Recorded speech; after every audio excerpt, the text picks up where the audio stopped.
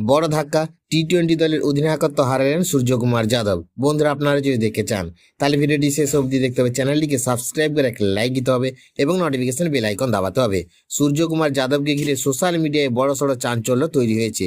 একটি ভাইরাল পোস্টে দাবি করা হয়েছে যে ভারতের টি-20 দলের অধিনায়ক পদ থেকে সরিয়ে দেওয়া হয়েছে সূর্যকুমার যাদবকে। শুধু তাই নয়, আসন্ন সিরিজগুলিতে নাকি জাতীয় দল থেকে বাদ পড়তে পারেন তিনি। এই খবর প্রকাশ আসতেই ক্রিকেট প্রেমীদের মধ্যে শুরু হয়েছে জোর আলোচনা। তবে এখনো পর্যন্ত ভারতীয় ক্রিকেট বোর্ড বা বিসিসিআই এর তরফে এই বিষয়ে কোনো আনুষ্ঠানিক ঘোষণা করা হয়নি।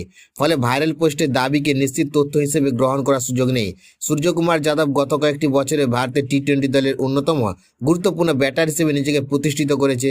অধিনায়ক হিসেবে তিনি বেশ কয়েকটি সিরিজে দলকে নেতৃত্ব দিয়েছেন এবং ভালো ফল এনে দিয়েছেন। তবুও ক্রিকেট নির্বাচন, ফর্ম এবং ভবিষ্যৎ পরিকল্পনার ভিত্তিতে নানা পরিবর্তন হয়ে থাকে। তাই নতুন অধিনায়ক নির্বাচন বা দল গঠনের বিষয়ে আলোচনা হওয়াই অস্বাভাবিক নয়। কিন্তু যতক্ষণ না বোর্ডের তরফে সরকারি ঘোষণা আসছে, ততক্ষণ সূর্যকুমার যাদবকে অধিনায়কত্ব থেকে সরিয়ে দেওয়া হয়েছে বা দল থেকে বাদ দেওয়া হয়েছে এমন দাবি শুধুমাত্র জল্পনার পর্যায়েই থাকবে। এখন সকলের নজর বিসিসিআই এর পরবর্তী ঘোষণার দিকে। সত্যি কি বড় পরিবর্তন আসছে ভারতের টি-20 দলে, নাকি এটি শুধু গুজব? সেই উত্তর মিলবে খুব শীঘ্রই।